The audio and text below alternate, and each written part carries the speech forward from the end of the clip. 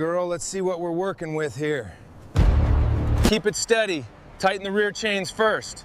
Copy that. Bringing it up slowly. Good. Let's head out.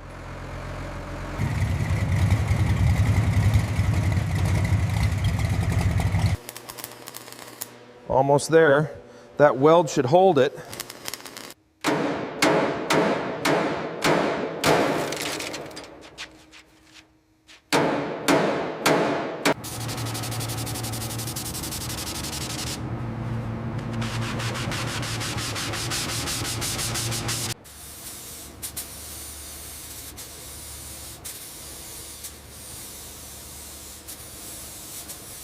Looks like $1 million. Those alloys make the car.